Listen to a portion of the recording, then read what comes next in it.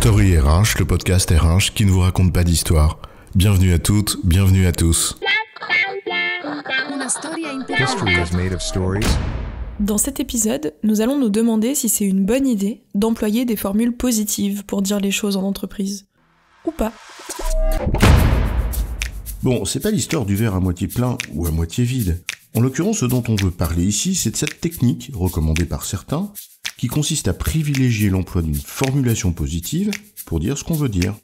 En gros, c'est me dire que tu prendrais beaucoup de plaisir à écouter la beauté du silence, plutôt que « tais-toi, tu parles trop ». Ou que je te dise « peux-tu me laisser finir ma phrase, s'il te plaît ?» plutôt que « bon, t'arrêtes de me couper la parole sans cesse ». Et c'est bien de dire les choses avec délicatesse, en veillant à ce que les propos ne brusquent pas l'autre ou développent en lui quelque chose de bien, ou pas. Alors la formulation positive en entreprise, en mode pile ou face, c'est quoi l'histoire ? La formulation positive, ça fait penser à la pensée positive et à la psychologie positive. Or, c'est pas la même chose. La pensée positive, c'est un mouvement des années 50 qui affirme qu'en se répétant des pensées positives, façon méthode Coué, cela transforme ton bien-être. Et la psychologie positive, en revanche, c'est une discipline reconnue de la psychologie qui repose sur des études scientifiques. Mais notre objet ici n'est pas ce débat, même s'il peut éclairer notre sujet. Oui, parce qu'au fond, l'idée que ce que l'on pointe du doigt chez l'autre, c'est justement ce qui va se développer en lui, c'est un principe assez partagé. Pour caricaturer, si je te répète à longueur de journée que tu es un abruti, chef, cela va finir par influencer l'image que tu as de toi. C'est ce que dit Lacan quand il affirme que ce que je cherche dans la parole, c'est la réponse de l'autre. Alors si tu pointes en permanence un doigt culpabilisateur sur l'autre, ça finira bien par l'affecter profondément. Et c'est dans cette perspective que certains recommandent d'utiliser des formulations positives.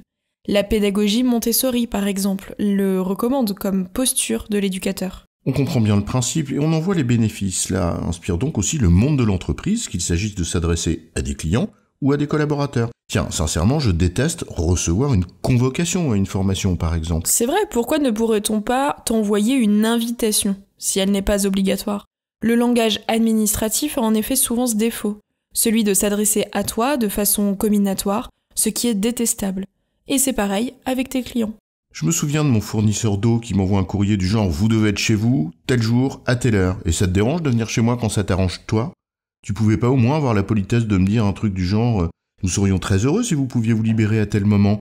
Et dans le cas contraire, veuillez nous contacter. » Par une plateforme téléphonique à 10 000 km de là où on t'apposera un autre créneau obligatoire. Non, je rigole. Bien sûr qu'il vaut mieux, dans ces situations, adopter une formulation positive. C'est poli, plus agréable, et ça fait mieux passer les choses. Je préfère amplement qu'on me dise « En saisissant vos notes de frais sur notre plateforme, nous pourrons vous rembourser au plus vite. » Plutôt qu'un truc du genre « Le remboursement de vos frais est soumis à validation de votre manager après que vous ayez dûment saisi vos notes de frais. » Alors oui, communiquons en entreprise en privilégiant des formulations positives. C'est bien. Oui, c'est bien. Sauf qu'enfin, merde, de temps en temps, faut bien appeler un chat un chat. Tiens, prends des gens qui attendent tout cuit en te regardant avec des yeux de merlan frit et qui ne font pas le moindre effort. À un moment, faudra bien qu'ils prennent conscience qu'à force de ne faire aucun effort, ils iront dans le mur. C'est sûr qu'à force de brosser les gens dans le sens du poil en leur disant qu'ils sont super géniaux quand ce sont juste des feignants professionnels, ce n'est pas forcément bien pour eux. Ça risque même de leur faire très mal quand ils se cogneront sur le mur du réel, pour reprendre les mots de Lacan. Cette manie en entreprise de dire que tout est « Oh my God, it's so great », surtout quand c'est objectivement de la merde. C'est bien l'école des fans, mais ça n'aide pas à progresser quand on est adulte en entreprise. Alors que ce que l'on doit viser, c'est d'aider à grandir, en sachant souligner ce qui est bien, mais en n'occultant pas ce qui doit s'améliorer. Et ça n'empêche pas de le dire avec les bons mots. Être bienveillant et rester juste. La formulation positive ne doit pas anéantir l'esprit critique, mais au contraire y aider en rendant réceptif. Pire encore, c'est quand cette manie de tout positiver conduit à pervertir la réalité de façon grossière. Je m'en suis fait la réflexion, tiens, dans une chambre d'hôtel. Impossible d'ouvrir la fenêtre et un panneau qui te dit « Pour votre confort, cette fenêtre ne s'ouvre pas. » Mais où est-ce que t'as vu que c'était mon confort ? Tu te fous de ma gueule ou quoi ? En vrai, c'est simplement que tu ne veux pas prendre de risques et que tu préfères le sacrifier, mon confort. À la limite, tu m'aurais dit « Pour la sécurité de certains de nos clients, à la limite, je comprenais. » Là, en vrai, on se fout ouvertement de ta gueule. Et la formulation positive, en l'occurrence, ça devient une insulte, car on te prend pour un con. Genre la double peine, tu m'annonces un truc qui me déplaît, et en plus, tu me prends pour un imbécile. Bingo le combo.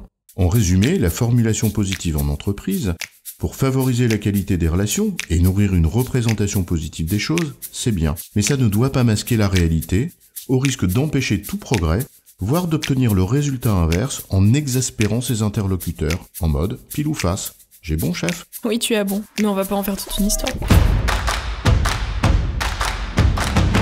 Story RH, le podcast RH qui ne vous raconte pas d'histoire. Retrouvez tous les épisodes sur storyrh.fr.